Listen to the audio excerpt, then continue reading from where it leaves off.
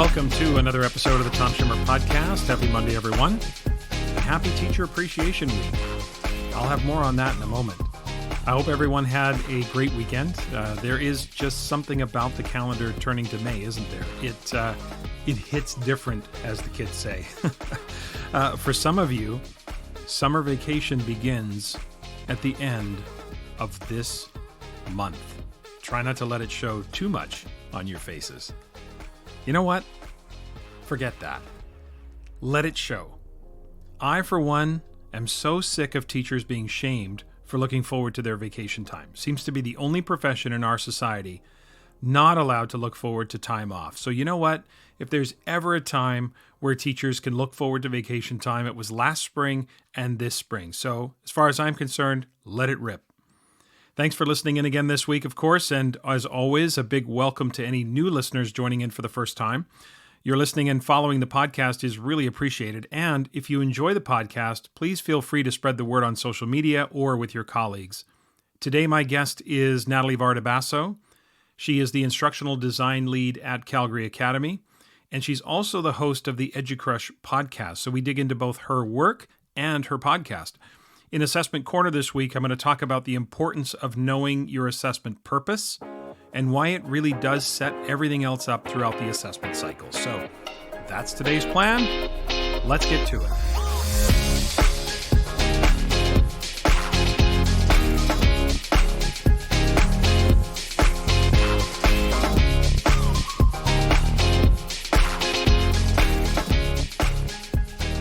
Natalie Vardabasso is coming up, but first, don't at me.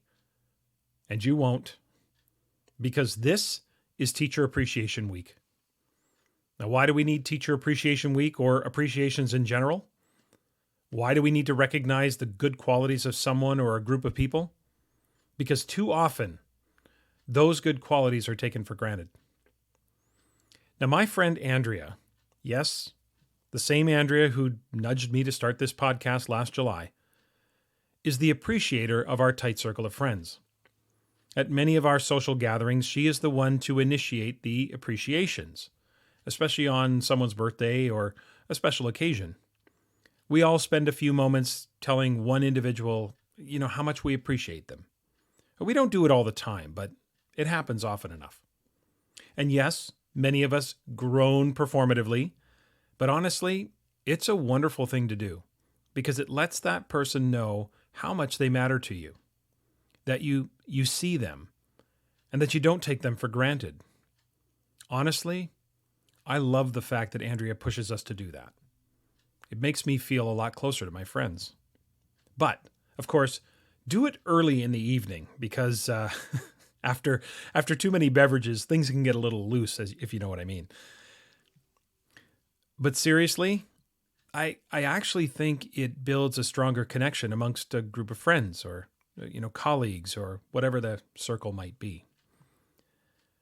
Appreciations are needed because it's all too easy to take people for granted or groups of people for granted. Yes, some special occasions can be easily viewed cynically as, forced or commercial or cliche, but it's because we're all so busy that we need to take the time and we need those reminders.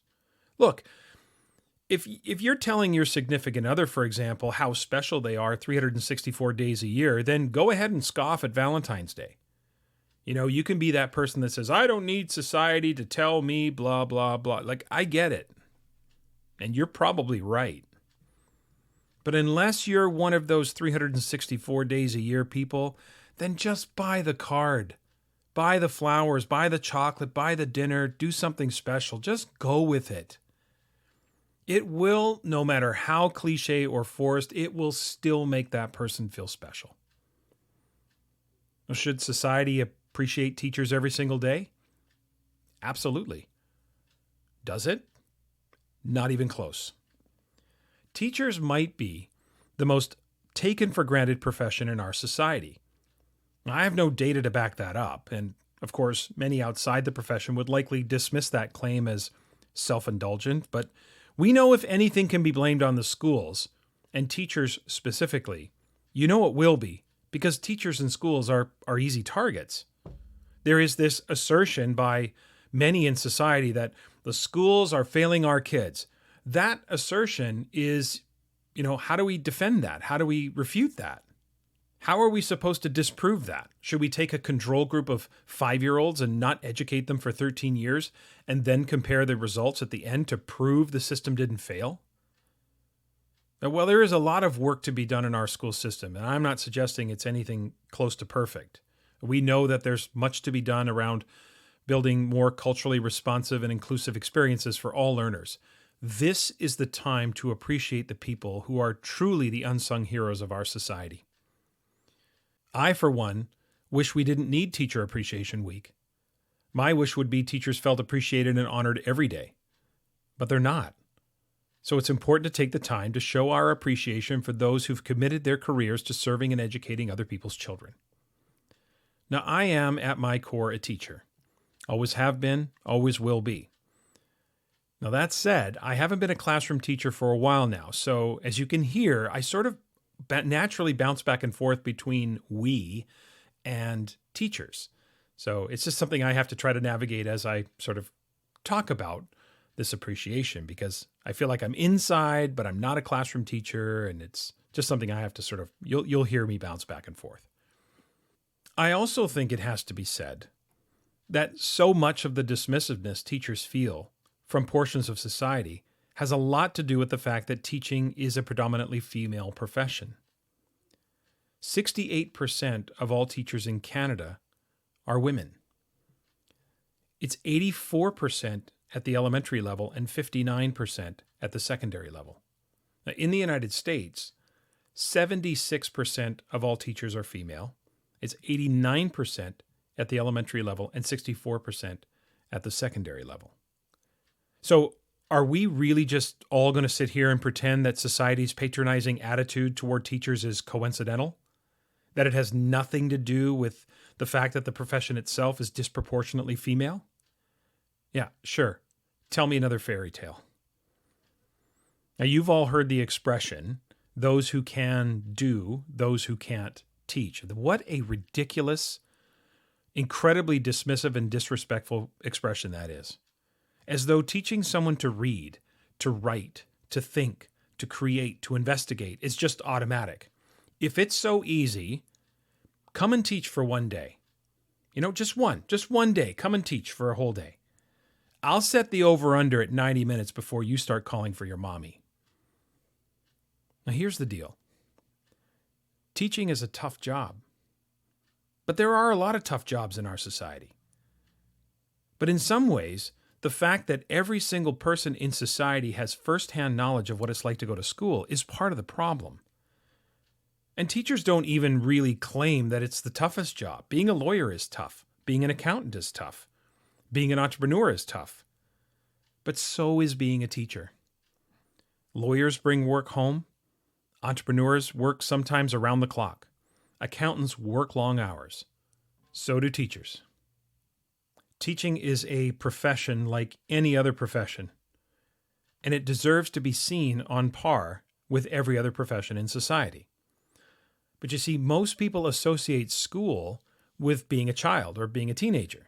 So now that they're adults and, more serious and now immersed into their professions, they look at school as something from the past, something when they were less serious, something from their formative years, right? So teachers get lumped into that. But here's the thing. Teachers don't go to school. They, like everyone else, every other adult, they go to work. Even in their own relationships, teachers will be asked, "How was school today?" Again, teachers don't go to school. They, like every other adult in society, they go to work. The majority of that work is in front of students, yes, but you can't teach and plan simultaneously. There is a lot that goes on in absence of students. And I'm not even going to dignify the ignorance of the, you only work until 3 o'clock and you get your summers off comment. If that's what you think it is, then quit your job and come ride the gravy train. Again, you will be thoroughly disappointed that the explanatory fiction you created in your mind is nothing close to reality. What has happened over the past 12 to 14 months is unlike anything any of us have ever seen in our lifetimes. What teachers did in the spring of 2020, the almost immediate pivot to remote learning, was nothing short of heroic. And all that the last 12 to 14 months has brought continues to be heroic. I, for one, continue to be inspired not only by teachers' collective commitment to ensuring their students have meaningful learning experiences, despite the stress and anxiety that COVID has brought everyone, but teachers' collective commitment to their professional learning and growth. I mean, I've seen this firsthand with the number of online virtual workshops and presentations I've conducted, and I know that many of my colleagues have experienced similar things. So I want to say to teachers, I just want to say thank you. Thank you for who you are and what you do. Teaching is not what teachers do. It's who we are. And who you have been, particularly now during these truly unprecedented times, is nothing short of inspiring. I know that as this pandemic unfolded over the past year, that there seemed to be this change in the collective consciousness of how society viewed teachers in schools. It seems so many parents and others have already forgotten how challenging learning from home was last year and had, by the end of 2020, regressed back into the negative tropes about teachers in the school system. But remember, teachers, the vocal minority doesn't represent how the masses feel. Teachers are a pillar of society, since the state of any society can be measured, at least partially, by the strength of its education system. And for any non-educators out there listening, now is the time to reach out to your child's teacher, or maybe even a teacher from your past, and thank them. It's the least we can all do as teachers continue to be unbelievably agile in managing the increased expectations and the relentless pressure to be perfect. So teachers, block out the noise, stay strong, and continue to do what you've always done. And that is, without much fanfare, without much notoriety or headlines, continue to inspire your students. They are tomorrow's leaders, tomorrow's inventors, tomorrow's entrepreneurs, tomorrow's professionals. Inspire your students to find their passions and to find themselves. To help them understand who they are and how they will leave their mark on the world. Continue to believe in them until they believe in themselves and their limitless potential to become everything they've ever dreamed of. Joining me today for the interview is Natalie Vardabasso. Natalie is currently the Assessment Instructional Design Lead at Calgary Academy, which is a special education private school in Calgary, Alberta. For the first 6 years of her career, Natalie was a middle school humanities teacher. Natalie is also the host of the EduCrush Podcast, which explores the ways that we can all reimagine education with, as she always says, passion and purpose. And we are definitely going to talk about that podcast today. I connected with Natalie, I think about a year ago through one of our All Things Assessment chats on Twitter. And I've had the pleasure of working with Natalie and with her colleagues at Calgary Academy on some of their assessment work. So I'm excited to talk to Natalie today on the podcast. So Natalie, welcome to the Tom Schimmer Podcast. Thanks, Tom. Thanks for having me. I have to say I'm completely honored, truly. I mean, the lineup that you've had on this podcast is most impressive. Thomas Gusky, Katie Novak, Katie White, Nicole Dimich. I mean, to even be included in this lineup, I am kind of starstruck right now. So thank you for having me. Wow. Yeah, I'm happy to have you. We've finally completed the pod swap because I've been a guest on your podcast and now you're here on mine. So circle complete. And, full circle moment. Natalie, include yourself in impressive guests, because I think what you've done and what you've accomplished and what you're all about in your career is most impressive. And that's why I have you here. But I want to begin today with you, and then we'll talk about the podcast and we'll talk about some of your ideas about reimagining education and all of that. But I want to talk about you, the story of Natalie. So why teaching? Was education always a career focus, or, in high school and all that, or at some point did you discover a passion for education after you graduated from high school and in college? It was definitely never a passion in high school. That is for sure.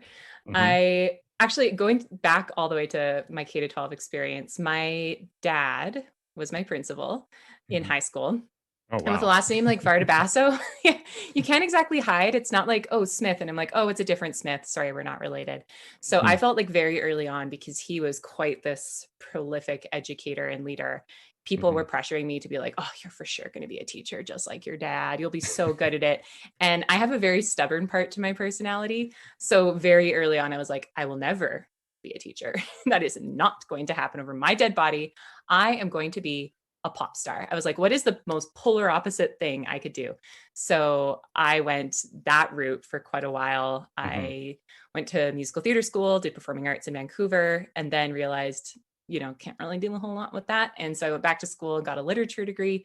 Still didn't really know what to do with that. So at that point, I went to the promised land of Alberta to make, the money and pay off student loans, and was just bartending and serving. And I really had no idea who I was or what I wanted to do with my life at that point. I was about 24. Yeah. And my dad just threw, like, you like football, so this is for you, a Hail Mary, trying to make metaphors. He threw a Yeah. Hail Mary and was like, you know what, I'm at the end of my career. He was on a curriculum advisory panel. He met this incredible professor from UBC who was trying a really innovative approach to teacher education. And it was a small little pilot course that they're going to run out of UBCO, University of British Columbia, the Okanagan campus. And Right. he's like, please try it. Just go. I just feel like you're going to love it. You're going to meet this guy. He has a performing arts background. You're so similar. And so I told him, I had this caveat. I was like, I'll give it 1 month. I'll move home. And if I give it a month and I absolutely hate it, that's it. And we're just going to put that to bed and never talk about teaching ever again. And, as the story goes, like 1 week in, I just was like, this is it. This is where I'm meant to be. I love this so Yeah. much. I didn't realize what education was supposed to be. I was just basing I don't want to teach on what I had experienced. And I was completely lit up by the idea of Hmm. going into the space as a change agent. And that's where Yeah. I've been ever since.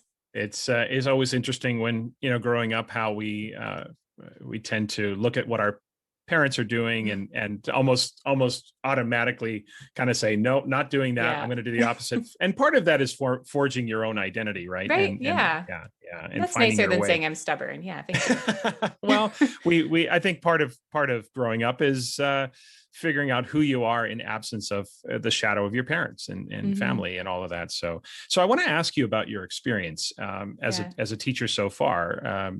You're still relatively early into your career, but Mhm. and this is going to be a two-part question because I'm really interested in thinking about your perspective. So first, has there been anything about, and maybe there's been more than one thing, but has there been anything about your experience as a teacher so far that has maybe exceeded your expectations, that you are Mhm. surprised that it turned out to be the way it did?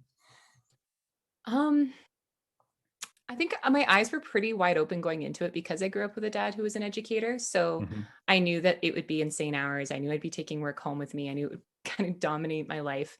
Right. But what I didn't expect was the feeling you get when you have either a parent or a student who is just overwhelmed with gratitude by something that you don't even realize how profound it was at the time. Like, I work in a special education context.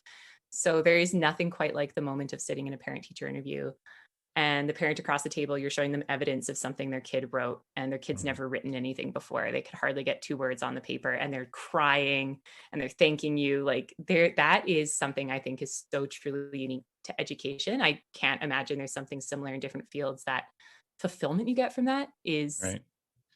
it makes it the greatest job in the world, that Yeah. alone. Or, a student coming back like 4 or 5 years later, and it was a kid that tried you in middle Mhm. school, and Mm. you really had to struggle to get them to a place where they were able to just regulate and get through class. And they're graduating now and they're in grade 12 and they're coming to talk to you about what universities they're looking at, and it's such an amazing feeling. Like, I'm not a Yeah. parent, but I can imagine that's the closest it would be, is like watching your kid grow up, Yeah. right? Yeah. um in terms of exceeds, I mean, also the people. I Yeah. knew that I'd like teachers. I mean, family, friends were all teachers, but I Right. really didn't realize how amazing educators are until you start working beside them and you're stumbling and you're having a tough day, and they are always there to pick you up. And it really is a sense of camaraderie that I Mhm. could never leave. Um, and then the second part of the question, right, is what has. Well, so the second part would be: has there been anything that's kind of fallen short or disappointed you, or unexpectedly you thought it was going to be? Again, it may not be terrible, but it's just something that uh, didn't fulfill your expectations. yeah.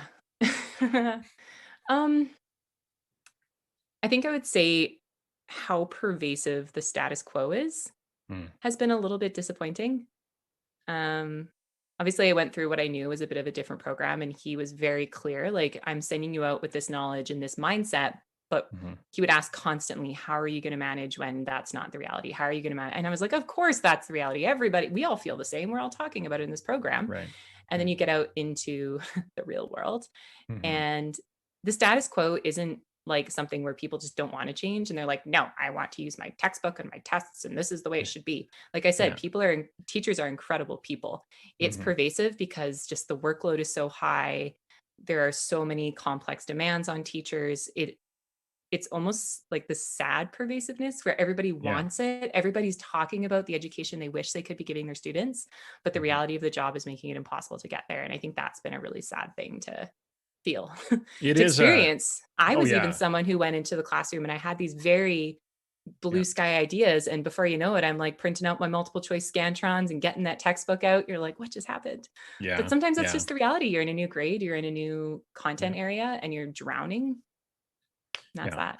It's survival mode. And I think sometimes, we really do stick it to new teachers when they come into the profession and they get kind of the worst course load, or the you know what I mean, as far as the assignments are concerned. And I think that sometimes those first 5 years are so overwhelming that when you can finally settle into a routine and you finally have your plan and you finally have your resources, you want to stick with that for a while, because things have been so unsettled in the early. So I don't know what the exact answer is, but I think somewhere early in the career, we have to collectively do a better job of helping teachers transition into the profession, rather than saying, welcome to teaching. You get the worst sort of course load of all of the teachers, I don't mean worst as in subject, but you get, 5 preps that you have to handle, and you've got to do this, and you're teaching from a cart. I was talking to, I talked with LaVonna Roth a couple of weeks ago, and she said the same thing. When she started her career, she didn't even have a classroom. She was on a cart going up the elevator and trying to get to. So I think we do this to teachers early in the career for sure. And it's tough to settle in. And it's funny how also, I think sometimes we tend to point the finger and say, if it wasn't for them, I think we could be more progressive, when a lot of change can happen internally, right? So, something I have come to know about you, and you've mentioned this already, is your theater and performing arts background. And I want you to first tell us a little bit about your background. I have a follow-up question to this, but tell us a little more about the backstory of Nat becoming a pop star or being a performing artist. Let's talk about that for a moment, and then I'll follow up with the question. Nat the pop star. I had that whole dream planned out. Let me tell you, I was going to have a clothing line called Envy. Get it? Oh, my initials. Yeah, it was the whole dream.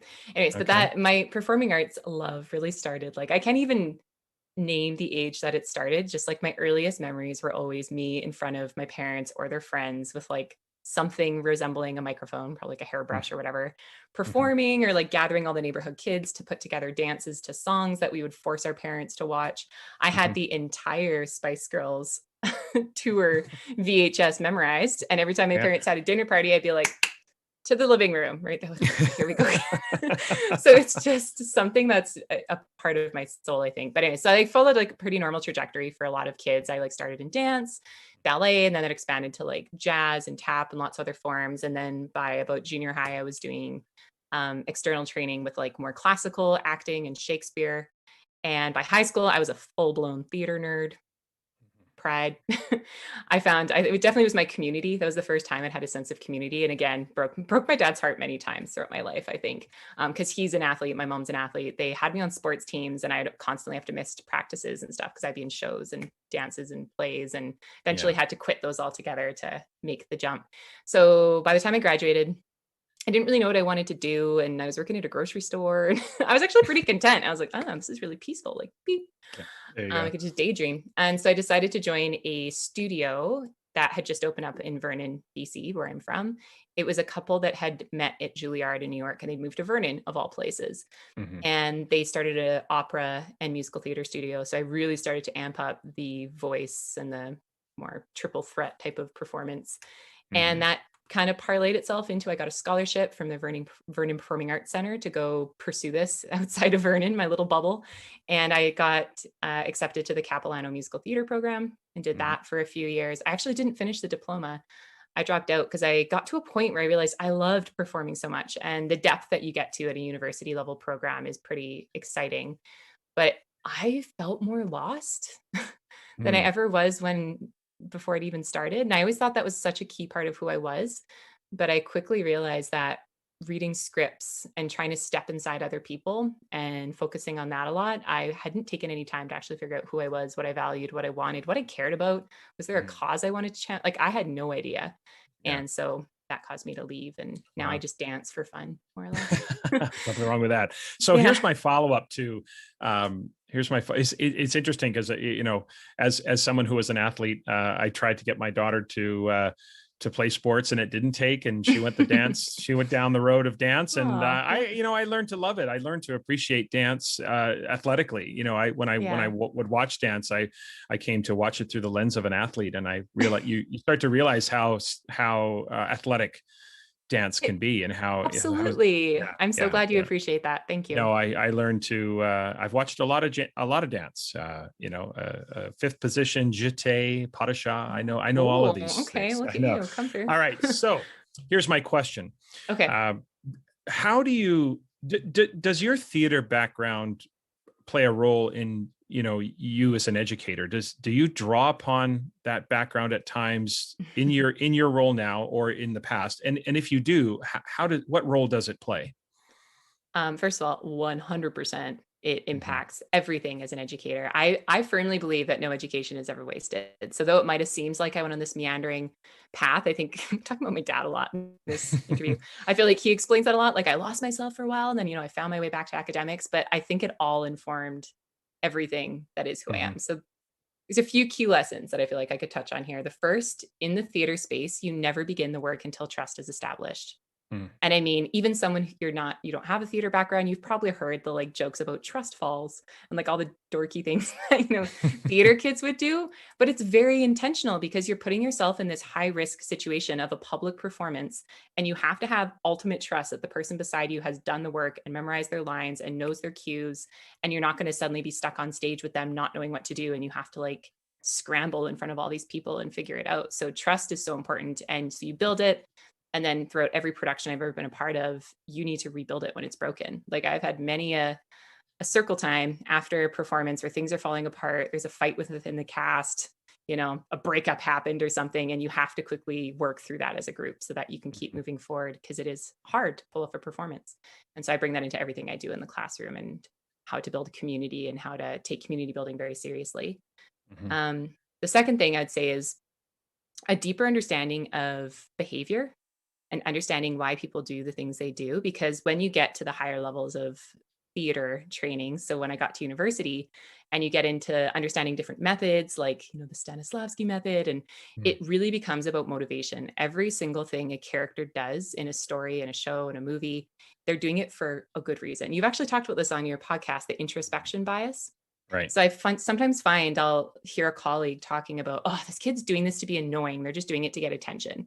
And I'm like, no, there's usually something more positive that they're trying to get out of that situation. You're judging their actions based on your perception, but there's actually a motivation there. And I find I can get there a little bit quicker with kids. Improv is a big one. So yes, and is the cardinal rule of improv, right? If you're on stage with someone and you don't have a plan and you're making it up as you go, you never want to block an idea based off your own discomfort. Or you're like, oh, I don't like that. That's stupid. I don't want to go in that direction. And I found that's made me someone who can amplify creativity and innovation, not only in my classroom, but it's almost even more important as I've moved out of the classroom and I'm working with colleagues, because it's a risk to try something new in your context. And so if someone comes to you with an idea and is like, I think I want to try this, even if your brain's like, oh, I've already been down that path, that doesn't work. You always yes and it, and you just advance that offer and you go with it. The last one I would say is just the interplay between the technical and the emotional. And that actually comes from more of my dance and singing background. It was the hardest thing I had to overcome as I got to the higher levels, was I couldn't get to the emotional place. My technique as a singer is, especially like more classical, like opera, was like perfect. Like it was at the point that I was never off pitch. I would have every word down, my phrasing, my breathing, it was all there, but it sounded mechanical. And so I was constantly looking for that deeper attachment to what I was doing. And I find that is the core of what makes it's like the je ne sais quoi, I think, of my practice. And I see it in other Yeah. people too. It's just this feeling you have as a teacher in your gut that you're like, I'm doing all the right techniques as a teacher, but they're not here with me and I'm not here. And we're Right. not, it's not real yet. And Right. I always am looking for that feeling. Yeah. That's really that last part there really resonates with me for sure, just about how teaching can be such a technical and such a clinical exercise, but there is always that emotional side to, I mean, we've talked before Mm-hmm. about the emotional side of assessment, the emotional side of the experience for learners, the emotional side for the teacher as well. And I think being able to in some respects, I suppose, be comfortable with that and know that that is a necessary part of the entire sort of holistic experience as a Yeah. teacher, as a learner. I think that's really interesting. You Yeah. drew some really interesting connections there for sure. I can Yeah. I can It reminds me see. of, do you know that well-known quote by Parker Palmer? I feel like everyone read it in their ed program. Like, technique is what teachers use until the real teacher arrives. Like there's a Hmm. piece of that, right? It's that little something extra that you just know it when you see it, but it's hard to teach a new teacher. Right. Yeah, no, absolutely. Um, I feel like there's a lot more to explore there with the theater background for sure. But I want to Yeah. pivot now to the podcast because one of the many reasons, Natalie, I wanted to have you on my podcast is to talk about your podcast, and listeners will make sure that you know how to sort of follow and listen in on the EduCrush podcast, because I really enjoy it, and you've had some great episodes, and certainly want to give you a chance to talk a little bit about that. So you're, of course, the host of that podcast. And one of the things that, I love about hosting a podcast is having the opportunity to speak with and to learn from so many, interesting guests. And you listed a few that I've had on at the beginning. So I'm wondering what some of your key takeaways are from your podcast so far. And maybe from whom did you learn those lessons? Like what are Mm-hmm. some of the things that you've taken away so far in the episodes you've had? Oh gosh, I've learned so much. I keep telling people who ask something similar to this question, like, this is the best professional learning I could ever advocate for. If you want to just amplify your curiosity and your depth of understanding, start a podcast. And also it gives Mhm. you a reason to like talk to that person who's doing a keynote that you could potentially pay $400 for, or you could book them on your podcast and it's free promo. Pro tip. But if I had to try and sum it up, which is hard to do, I think I'll use the themes that the podcast hits on. And that's how I've been organizing the content on the website. So that might be helpful. So the big themes are innovation, equity, creativity, and change. And those are kind of woven throughout every single episode. So if we start with innovation, I've had a lot of episodes directly focused on it and some that just kind of happen to touch on it. But what I've been saying recently is that I've learned innovation happens in the space between people. And that's very different than where I started, which innovation was like a thing. It was like an epiphany. It was like, someone going off into a room and emerging with an iPhone being like, aha, I did it. Behold my innovation. And that Right. is not the case at all. And that I've featured a lot of projects. So because I'm currently in a school setting, whenever I see a couple colleagues that have tried a new project or a new approach in their classroom, and everyone's raving about it, I ask if they want to talk about it and debrief, because then I can share it with my community and the wider community. And Right. the reason they tried it is almost always that they had another person beside them. And they felt their confidence was bolstered to give it a try because they had like a co-conspirator with them to struggle through it. And then also, like Sarah Middenick, she's the CEO of the Downey Wenjack Fund. She talked about how their Legacy Schools program, which is to try and advance the goals of the Truth and Reconciliation Commission here in Canada, is built on a networked change idea. It's the idea that you build people into a network and then they feel they're connected to something, they have inspiration and a place to go. If they have challenges, they're more likely to give it a try. And Jim Gray was another person I interviewed. He's almost 90 years old, one of the most inspiring humans I've ever met. He is like the founder of the oil sands here in Alberta. He's very, very financially successful, but very humble. And looking back on his whole life, he just distills his wisdom down to the most simple but elegant parts. And when I asked him what innovation means, he talked more about confidence. And it's funny because confidence, I find, comes from people working together. And he said, confidence is fragile and it's the most precious commodity that we have. And we have the ability to completely shatter someone's confidence.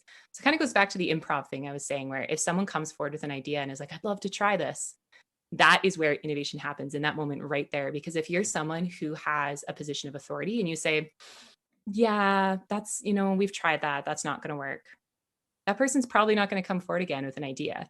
So it's like that interplay between people I'm finding is so crucial to innovation actually happening. Yeah. That's a big takeaway.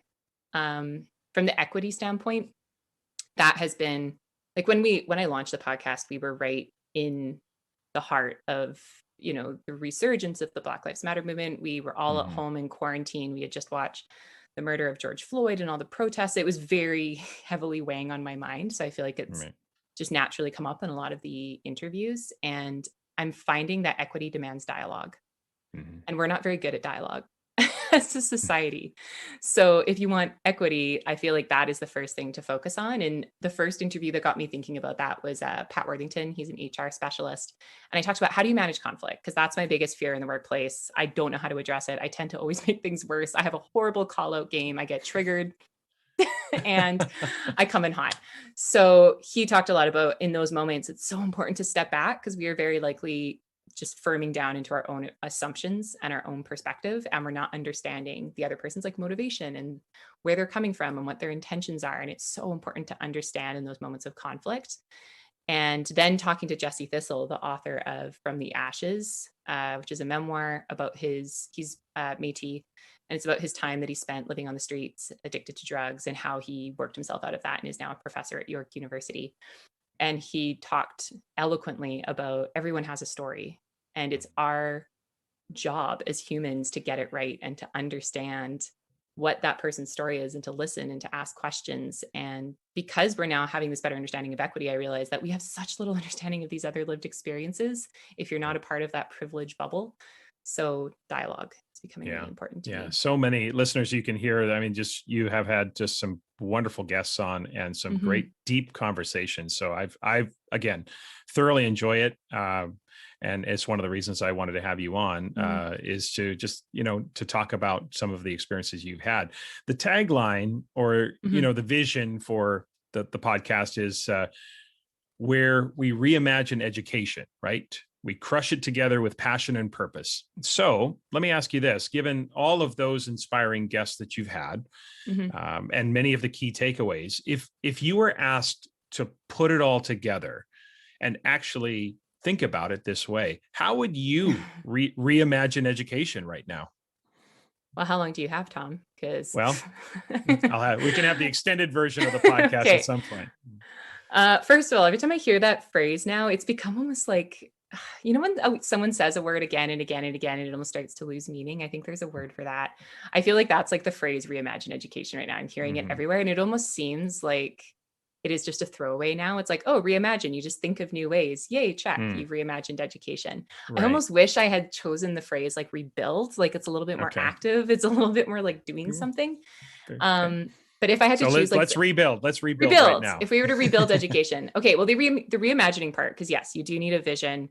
And like the vision that I've landed on, I don't think is revolutionary. I think a lot of people are there too, where we have to shift from this industrial, like mechanical system that we've inherited from the past to more of an evolutionary biological ecosystem that is more iterative and ever evolving.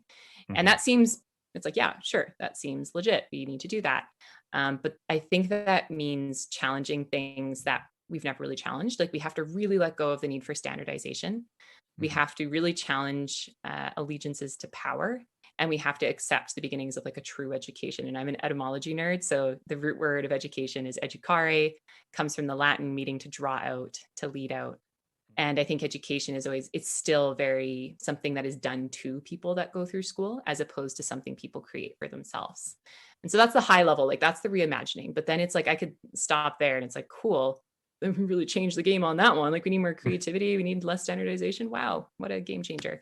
But how we actually do it is where I think it gets interesting. And I've been gathering, like, I can't like act like these are all my own ideas. I feel like I've just been cobbling bits and pieces together over the past year. And one of the biggest things I think we need to challenge right out of the gate is professional learning. I think it's really hard for teachers to go into a classroom and create something different if they've never experienced something different. And by that, I mean, we know learning is amplified when people have choice and voice and they can go after it and they can choose something and they can work with others. I mean, just based off what I learned, from my podcast, people are more likely to take risks, to be more confident if they have another person beside them and they're choosing to do something. So if professional learning was completely unfettered, where every teacher had the opportunity to try something different, the goal is, okay, this year, just try something different and find someone to do it with. That's it. I have complete trust from all the teachers I know and I've worked with that they would take the reins on that and they would go so far beyond what any administrator or leader thought was possible. But I think there's a lack of trust that still exists and a bit of fear. And so that the power of needing to control that experience is still there. So I think that's step one. And then I think we have to change what is variable in school. So right now, the what is the constant. This is the curriculum. This is what you have to learn. So if we flipped that and said, okay, that's variable, people are going to have way more choice and voice over what they learn, but then the constant becomes how we learn. Everything unravels at that point then, right? So I know we've talked about the competencies a lot. People have heard that before, but what I think is unique about the competencies is they're not often talked about like as they need to exist in their context. So it'd be really cool if every school, and this is the purpose part of like passion and purpose, had a chance to take an entire year and to say, what is your portrait of a learner? Who is the learner that you are creating? Forget about your curriculum, just put it over there. Who is the learner? And you only get like 4 to 6 overarching, learning goals that you're working towards and that this student should demonstrate by the time they graduate from your school. They clarify what those are. And then everything starts to get based around those. And then this is where I'm really starting to I'll go off. No more courses. I think we get rid of courses altogether and we move to a truly project-based approach where teachers, if they're in this really fluid professional learning model, can then say, okay, this term, me and this guy, he's a PE teacher, I'm a math teacher, but we have this crazy idea. We just saw this thing in the news. We're really fired up about it. We think we could do a really cool project where students are analyzing the budget of something that relates to PE. I can't think of it off the top of my head. I should have picked contents I actually understand a bit better. It's all good. So the students then can see all these different projects that different teams of teachers have organized around and say, okay, I want to do that project this term. Off they go. And maybe it's fluid between grades. So this happens at a junior high and a high school level. And what is measured and then what is reported is those learning attributes that the school has identified as most important to them. And then the whole scheduling would start to fall apart. So you might have really fluid times for how that project needs to ebb and flow throughout the term, but there might be fixed times. Like the question I can't quite answer yet is what would be those fixed blocks that just have to happen that are so integral to learning. And mentor time. I just had an amazing conversation with a group of grade 12 students last week about assessment. And they said having a mentor was a game changer for their own self-assessment. Because when they trusted that person and that person said, tell me about how your learning's going, where do you want to grow, what's your goals? If they didn't trust them, they wouldn't tell them because they were embarrassed and they didn't want to look stupid. But they said, if you could choose that mentor and it's a teacher, maybe you had them in grade 8 and you're now in grade 12, but you still have such a tight connection, it would really amplify learning. And I also think something that should be fixed is, and this goes back to my theater world, like a community block, for lack of a better word, where people that are maybe working on that project together, or maybe it's crossed groups of kids, come together, they have circle meetings, they constantly go back, rebuild trust, work through problems that they're experiencing, and learn how to build those social skills and norms of truly listening in dialogue to understand one another and everyone else's experiences. That's just a little taste. I could go way deeper, but I know you could. And I think you're right though. I mean, the hard part, of course, is trying to imagine the steps along the way. How do we get, for example, how do we get teachers feeling comfortable with a more ambiguous kind of job assignment and all of those things that would take some detail. But, I think that you're onto something in terms of, the idea of the learner being at the center of the experience and trying to change the constant, right? So right now, time is that constant. And we, a lot of us use the expression, when time is the constant, learning will vary. When learning is the constant, then time will vary. And because of that, you can start to reimagine. Now, speaking of reimagine, Yeah. You touched on this a little bit, and I wanted to pick up on that. You talked about assessment and your conversation with those grade 12 students. So let's pick up on that. I happen to know that you obviously have a passion for assessment. You have a level of expertise in assessment, I would say. So when you think about assessment itself, and I think, again, you touched on this a little bit with standardization, what are some current assessment and grading paradigms that you feel need to be reimagined? Oh, man. I feel like that whole vision that I just described completely hinges on the assessment system. Okay. So if you had a traditional assessment system, none of all of that I just described is possible. Right. So basically everything has to be reimagined. And I think one of the first places we can start is blowing wide open the idea of how we gather evidence of learning.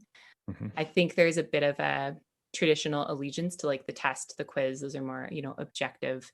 And if instead we opened it up and said, okay, well, we're looking for these more holistic learning attributes as the outcome. We're now not looking at the content as the outcome. That's variable because that's based on preference and choice. Right. So we could look at, it's endless. Like it could be a podcast. It could be a TikTok. I tweeted something last night where I'm like, it's really hard describing a complex concept in 60 seconds. Luckily, TikTok is a 60-second video platform. Why not use that?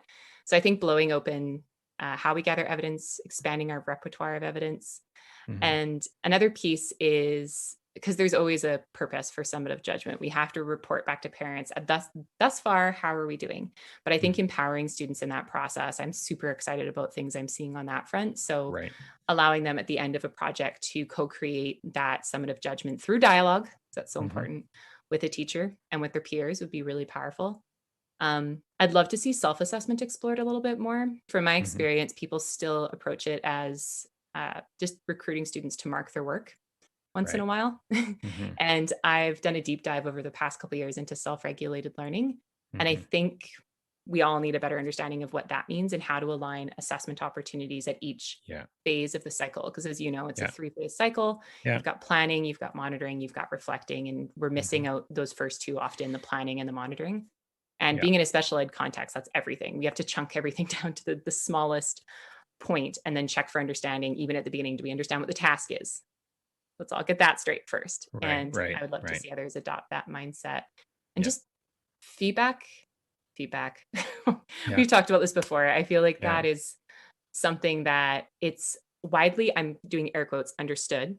It's something that I see on social media a lot, like shown as an infographic or a quick little checklist. It's timely, it's actionable, it's specific. And everyone's like, yes. And what I see missing often is the understanding between both people, the teacher and the student. And you can only get there through dialogue. Yeah. So I would love to see feedback as more of like a mentorship opportunity, as a coaching opportunity, as a me and you sitting down, and hopefully I'm asking more questions than I am telling, and you're able to end it what your next steps are yourself. Yeah. Well, you're speaking my language, Nat, because when Cassandra and Nicole and I wrote Essential Assessment, we talk about student investment occurs when the self-regulation of learning and assessment have a symbiotic relationship. And the idea that the assessment cycle can feed the opportunity for students to be self-regulatory about their learning. And as a result of helping students become more self-regulatory, the assessment results start to show. So you start to see students improve in their learning, right? And feedback as well, the important part.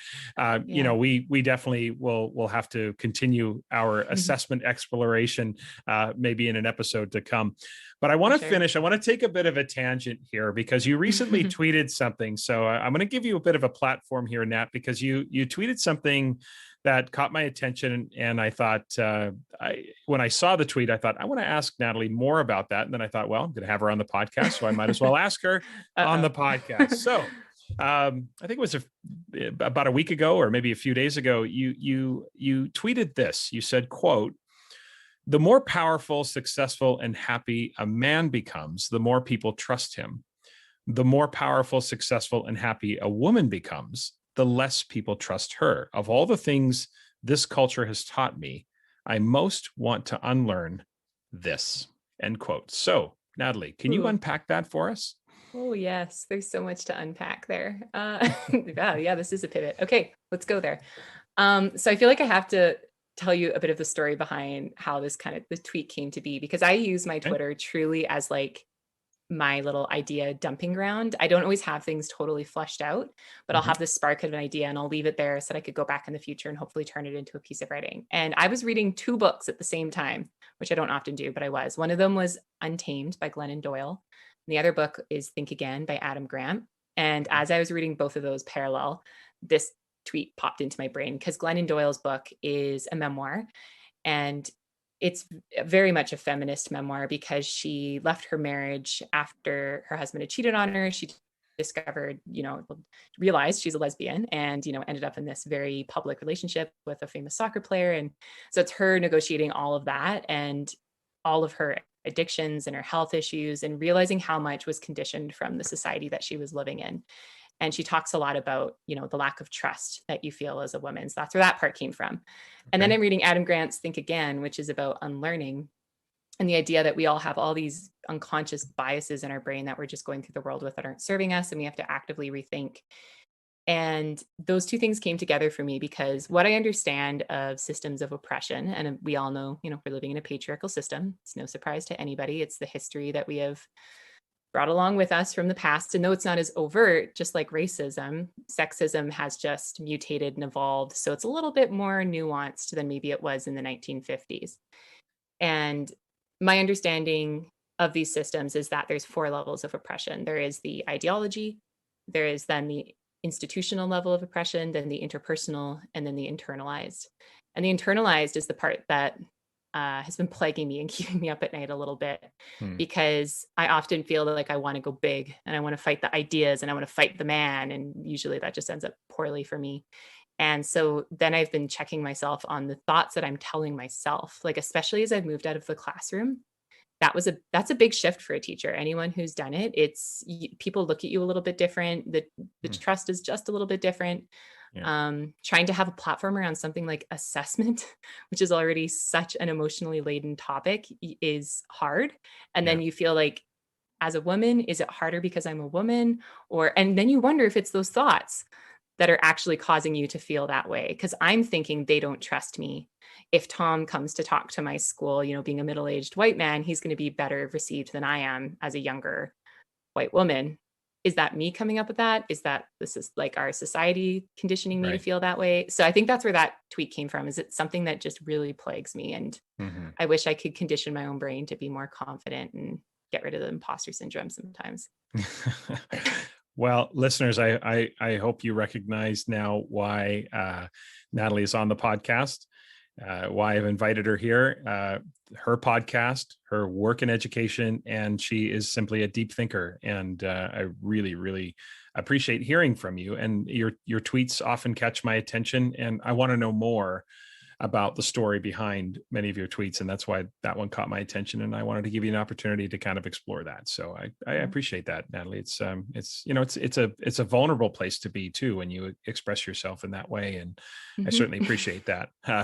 So this is a good time to maybe pivot to something a little lighter, to have some fun here a little bit. As you know, I finish every interview with a segment called 3 Questions, where I ask just some fun questions that give people a chance to although I feel like people got to know you quite well in this interview. We're going to get to know the other side of Nat, the fun side. We're going to ask 3 lighthearted questions. Then of course, I've got one more question at the end. So here's the first question. What is the one superpower that you would most want to have? Oh gosh. Superpower. Ugh. Take it wherever you want. Okay. I feel like I wish I could hack the chemical makeup of my brain to just always be firing dopamine. Well, I never I thought maybe I would fly, Superman. I know. I went there and I was like, no, that's too obvious. Don't say fly. Yeah. Right. Just constant dopamine brain girl. There you go. I like that idea. That's good. Now, obviously during second question, listen, during COVID, we could all use a vacation right now. So if you could travel to anywhere in the world right now for a 2-week vacation, money, no object. So we're not limited by budget here. Where would you go? I've never been to Europe, and it's shocking. I'm Italian. My dad was born in Italy. I would go to Europe for 2 weeks and do it all. I'd want to see all the major cities and walk around and meet people and talk to people and just be around people again. Desperately, but in Europe. Yeah. In Europe, you'd head to Europe. Okay. Yeah. That's good. All right. Question 3. What is for you one of the most overrated movies of all time? Uh-oh. Oh man. Overrated. I've only seen it once. Every man listening to this podcast episode, Tom, is about to hate me if I say this, but it's what I truly believe. Go and you for asked it. me a feminist question, and now I'm all There you fired go. up. There you go. It's Scarface. I'm sorry. I really don't. All Right? right. I'm like, there's not a single guy that isn't like, oh, La Medallion. Like, I can't even try to do it. But I feel like I hear the accent constantly from guys, and I've watched it a few times, and I'm like, eh. Say hello to my little friend. That's Yes, it. that's the quote. Yes. Okay. Well, you're I know. allowed your opinion. For and me, half of them gone. that's right. Interview over. Thanks for coming, Nat. No, Yeah, for me, it's Howard's End, 1992. It on paper, it checks all the boxes. Anthony Hopkins, Vanessa Redgrave, Emma Thompson. I think it had somewhere around 8 to 10 Academy Award nominations. Emma Thompson won Best Actress. Howard's End. I've never even heard of it. I fell asleep. I fell asleep.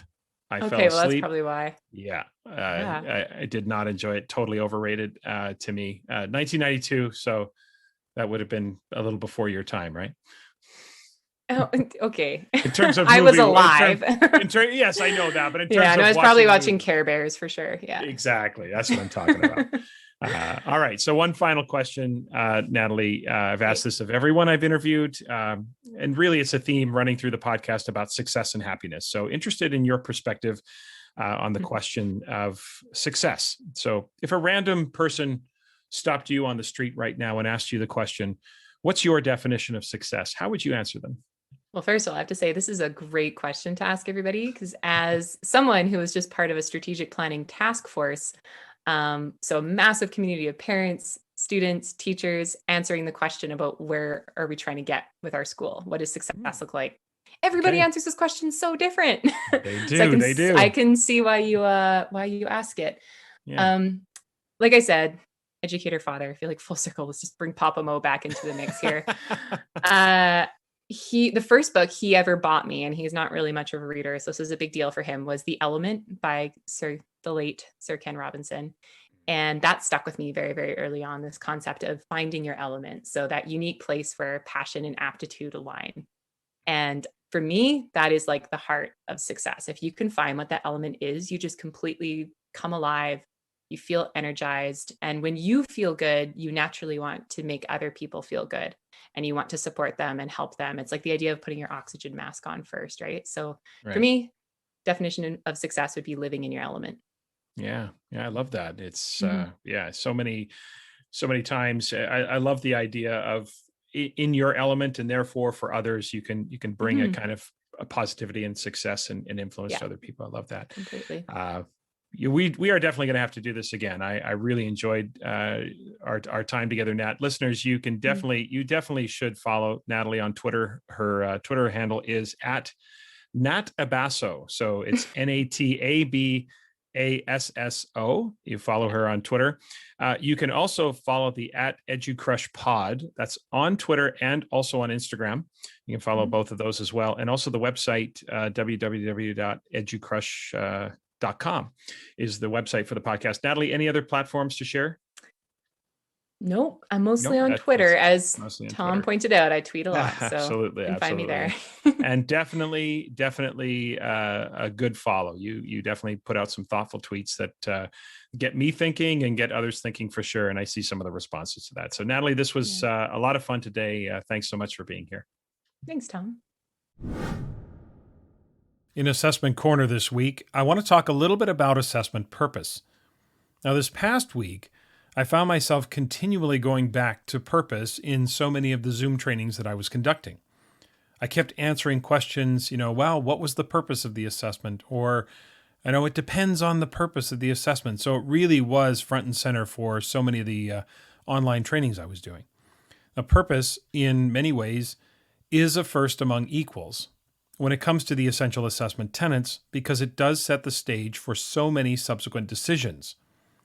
it's also something that I think gets overlooked a little bit, as formative and summative assessment have been part of the collective conversation for more than 20 years, especially after that resurgence in assessment practices late 90s, early 2000s. So in advance of any assessment moment, however small, medium, or large that moment might be, the singular question that must be answered is why? Why do you want this information? In other words, what do you intend to do with it? And that will have a ripple effect with every other aspect of assessment. So let's just say you answered that question, why, by saying, I want to take inventory on where my students are so I can figure out what's next for them as learners so they can keep growing along their learning trajectory and deepen their understanding. So clearly, you've just described the formative purpose. So again, what is the ripple effect to that? Well, from an assessment architecture perspective, design, you're likely to design an assessment that allows for a more granular examination of the evidence. If you had thought your purpose to be more summative, you might take a more holistic overall view. But here, with describing the formative purpose, you're going to need more details. As far as interpreting the evidence, interpretation of that evidence, it's the same idea. If your purpose is formative, now you're going to make sure that your criteria is more conducive to that purpose. So an analytic or a single point rubric would be a better choice because it does allow for that personalized or granular feedback. As far as instructional agility is concerned, again, your purpose will drive the specificity of decisions. The more details you have, the more granular your adjustments can be, both individually and collectively as a group. Now, communicating the assessment results, of course, that's feedback. And if feedback is emphasized, of course, during the formative purpose, we've talked a ton about that in previous podcasts, but we're going to focus on learning, not the task, but we're going to focus on impacting their long-term learning. And our feedback is going to be descriptive about what comes next for the learner. And then as far as student investment is concerned, a formative purpose would intentionally bring students inside the process to determine the details of what's next for themselves. Might be preceded by some goal setting or task analysis, thinking about the self-regulatory process of learning, the forethought phase, the performance phase, the self-reflection phase, all of those aspects of being self-regulatory about your learning. So when it comes to purpose, we really are impacting, and as I've talked before, when it comes to, the essential assessment tenets that Cassandra, Nicole, and I talk a lot about, each one of them sort of impacts the other 5. So when we think about purpose, it will affect your assessment architecture, your interpretation of the evidence, being instructionally agile, communicating assessment results, and student investment. So obviously that was a very quick synopsis, but all of those are driven by purpose. Even homework, right? We talked about homework before. What's the purpose of the homework? If it's a performance task, what is the purpose? Purpose will ultimately, in almost every case, decide, what stuff gets graded, scored, marked, leveled, and what stuff is prioritized by feedback. So again, feedback is always desirable, regardless of your purpose, right? But it really does come down to priorities and points of emphasis. So it's not that you can't give feedback at summative moments, but it's whether or not that feedback is coming at a time where students can actually act upon that feedback. So feedback on summative assessments, if you will, is fine as long as the students have time to act upon it. Okay, so remember, the key here is that labeling something formative does not make it so. Okay, an assessment is only formative when it's used formatively. So it's about the action. It's about taking subsequent action as a result of gathering the evidence. So now, having said all of that, sometimes the declaration of purpose may not even be necessary. So this is going to sound like a bit of a contradiction, but it really isn't. So just hear me out on this, and you'll kind of see where this is going. When you're assessing at the target or the underpinning level, that evidence should be exclusively about the formative purpose, right? For me, just to clarify terminology, a target or an underpinning is a part of the standard, but it's not the entire standard itself. It's an ingredient, but it's not the meal, right? So squares and square roots, for example, is a part of being able to find the third side of a right triangle using the Pythagorean formula.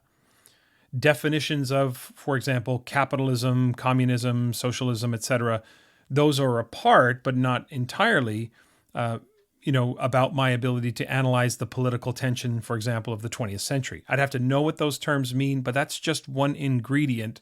The meal is doing that deeper analysis.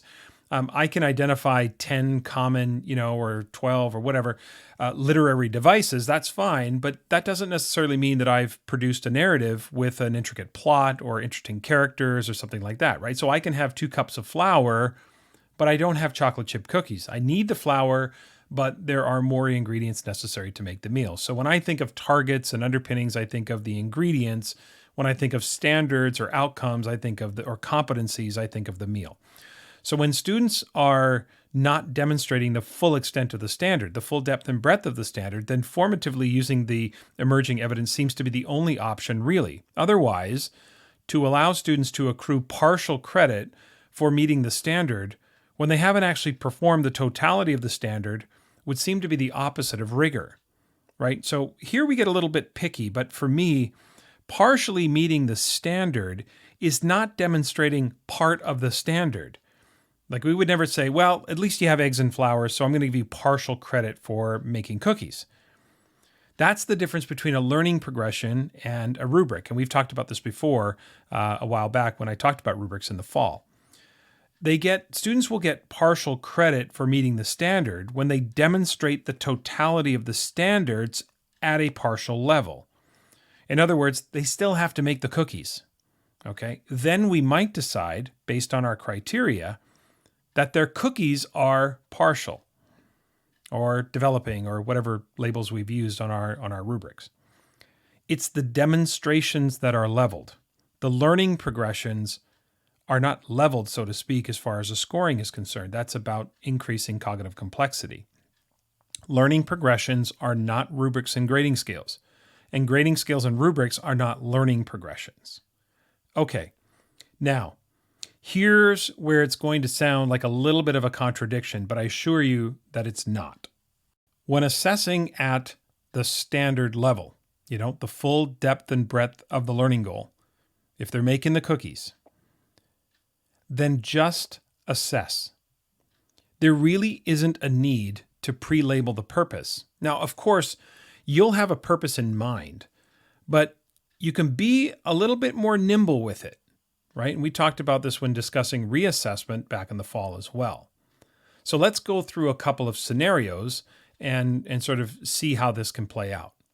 So let's assume the assessment itself is well designed with an adequate sample. Okay, so we've got enough questions, we've got enough evidence, we're good to go.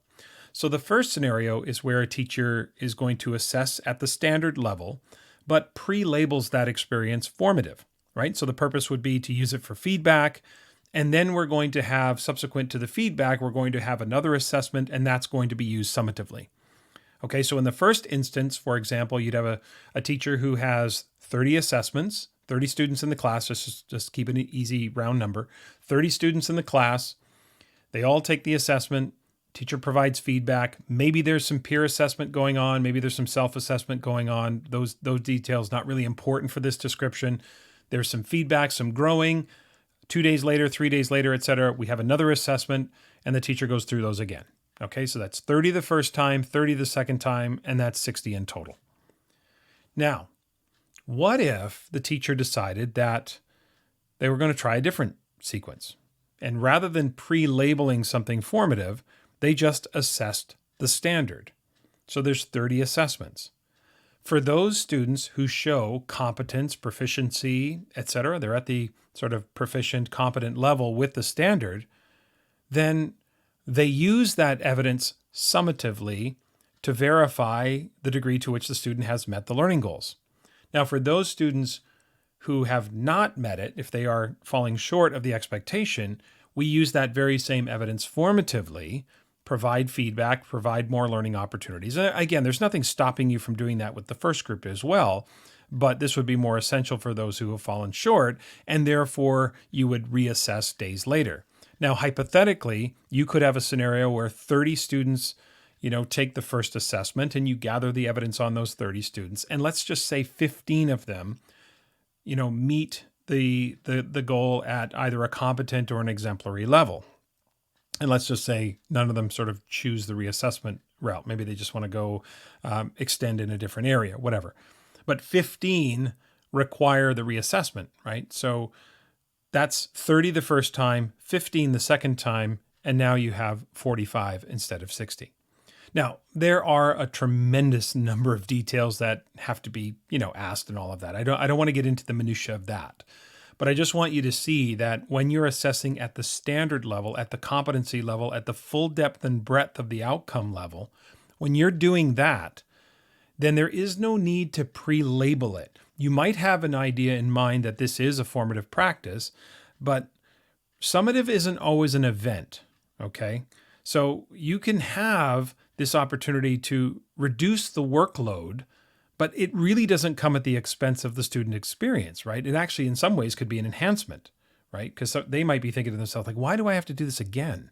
Just because you labeled it formative, right? Because, like I said earlier, summative isn't always an event. It can be a moment where a teacher looks at the preponderance of evidence and makes a holistic determination about the degree to which the student has met the learning goal, right? But in the case where summative is an event, then keep this in mind when you're at that standard level, because you need not just repeat things because you pre-labeled them formative.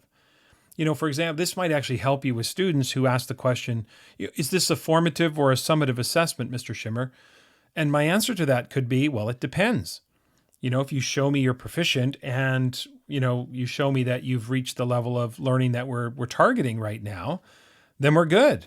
And if you fall short of that, then we're going to keep learning and make sure you get there. You may, in fact, by doing that, deter some of what I call the preview students, right? The students who try to get an advanced version, or I should say an advanced view of the first version of the assessment before thinking about, okay, now I know what's on it, now I'll be ready for the reassessment. Because what they'll start to see is that it's actually less work to get it right the first time. I'm not saying this will be a silver bullet or anything like that, and I'm not saying that's going to solve all of those issues, but I do think it can really help in terms of saying, look, prove to me that you've reached the learning goal and we're good. If you still need to do more learning, I'm happy to facilitate that. You invest in that learning and we create that social contract and we dig in and you reassess, a few days later or next week or whatever. So even in the scenarios that I presented to you, you can say to the students that the intent is practice unless you show me you've got it, right? So you could still tell them it is formative unless you prove that you've learned it, and then we can use that summatively. So that could be a way to create a kind of different environment. But you can see how having that purpose in mind can be really helpful in shaping so many of the decisions we make throughout the assessment cycle, right? The way purpose works is that once you know your assessment purpose, it helps all of those decisions fall into place more seamlessly. A few announcements as we finish up today. First, a reminder about the Achieve Institute. That's the institute focused on promising practices in instruction, assessment, and grading. That's going to be this August 16th through 18th. That virtual event will feature myself, Cassandra Erkins, Nicole Dimich, and Katie White. So if you are interested in that event, please head over to the solutiontree.com website for details. I've also added links to that event in the show notes, of course. Second, I want to talk about the summer series very quickly. The survey is now closed, so thank you to all of you who've contributed to the survey. I'm going to put together the topics over the next few weeks and probably announce the topics over Twitter, but I really do appreciate your input, and I think it's shaping up to be some great topics that we're going to explore this summer, so stay tuned for that. And last, this coming Tuesday, so tomorrow night, May the 4th at 9 o'clock Eastern Time, 6 p.m. Pacific Time, I'm going to be moderating the All Things Assessment Twitter chat. You can find that. So if you're on Twitter, you can find that at #ATAssessment. We host that chat every other Tuesday. So if you can't make it tomorrow night on the 4th, then maybe you can join us in a couple of weeks on the 18th. It really is a great way to connect with so many of our Solution Tree Assessment Center team and also many professionals from around the world who just love to join in and talk about assessment every other Tuesday. Got to give a special shout out to Katie White, Mandy Stolitz, Anissa Baker-Busby, and Ken Mattingly, who really do drive that chat every week. I'm moderating tomorrow night, but they really are the engine that drives that chat on a every other week basis. So remember to follow the podcast on Twitter for updates. That's @TomShimmerPod. You can follow me on Twitter as well, @TomShimmer.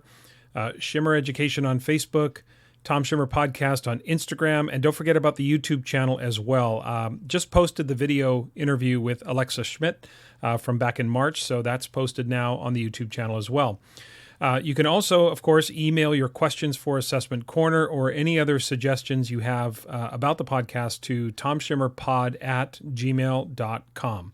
Next week, my guest will be Yvette Jackson. She is the author of the book, The Pedagogy of Confidence. I have to tell you, I am a huge fan of her and her work, so I cannot wait for that conversation. Please subscribe, rate, and review the podcast, especially on Apple Podcasts, of course. And if you like the podcast, please spread the word about the podcast to your friends and colleagues. I would greatly appreciate that. Have a great week, everyone.